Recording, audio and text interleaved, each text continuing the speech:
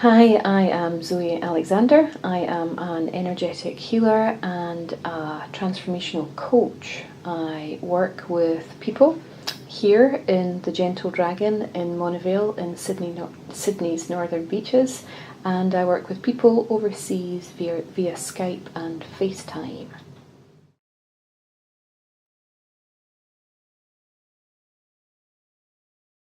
I very much believe that people's first port of call should be the system. You need to be in the system. If you've been given a diagnosis of cancer and you want to have the very best outcome for yourself, be in the system. Now, as an individual, you get to make choices. And some of your choices may be to stick with things which are solely orthodox, solely conventional, sticking with chemotherapy or radiotherapy, sticking with psychologists if you want a psychological input.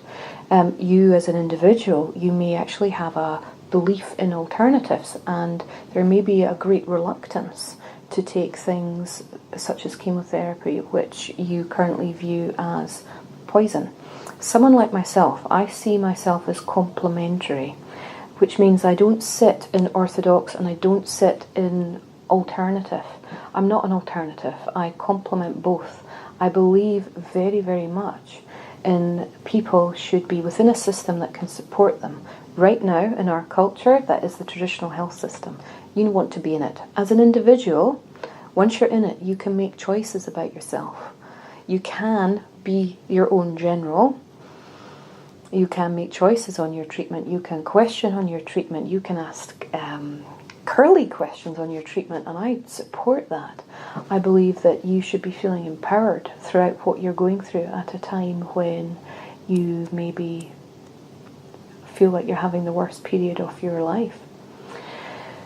There are a lot of people who wish to explore alternative forms of healing, and that's where people like me come in. I am an energetic healer and I'm a transformational coach. I also am a creator of Heart to Shine's flower essence range.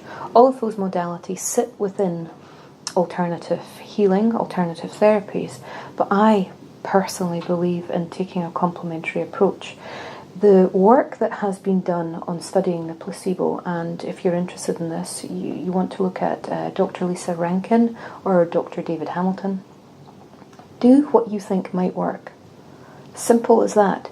Do what you think might work. Now, many people come to me because they're desperate.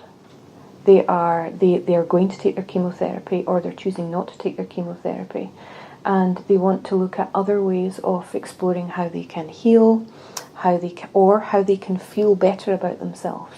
And people like me hear it all. For example, I had a lady who, this was 2 clients back to back. One lady came in and she had lymphoma. She'd had lymphoma for 15 years. She'd been told it was incurable, and she came to see me not for her lymphoma, but for her sore neck. The next client that came in came to see me, and she had just been diagnosed with breast cancer. She wasn't going to take her chemotherapy. She wanted me to fix her breast cancer. Be an individual. Be yourself. Utilize what you need to utilize in your healing journey. And if you think it might work, give it a go. I come across people who have tried everything, and some of which have tried nothing.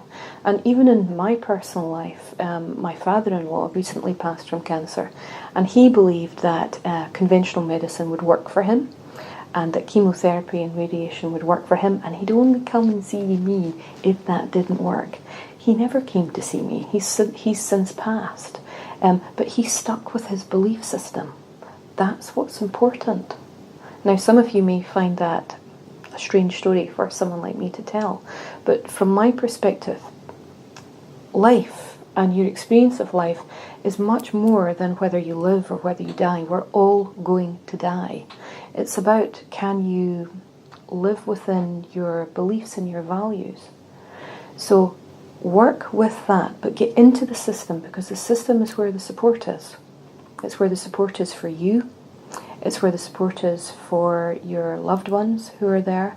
And should you wish to augment that with people like me, come along. Try things out. Some people are skeptical, and one of the most difficult things for carers is that if you find that your loved one wants to see someone who sits on the alternative side, for example, someone like me, support that. You may think that people like me are whatever, woo-woo, people will say about someone like me. So be it. If you want to support people's choices, particularly at times when they are vulnerable, and even if you don't believe in it yourself, be supportive about choices. Now, similarly, I've seen people who are carers, and they've wanted to come and see people like me, or acupuncturists, or anyone who will boost their well-being, give them strength, and they've had their loved ones who are patient say, why do you want to go and have that rubbish? All of this is okay. Everyone is an individual. Everyone has a right to their own opinions. But what really matters, is when you're at the worst point of your life, if the doors of transformation open up, explore them, open them and walk through, because it will, if you choose to walk through those doors, you will experience other ways of living, other ways of being, some of which you've known about, some of which you have never known about. And it gives you the opportunity to harmonize aspects of your life in ways that you may not understand now.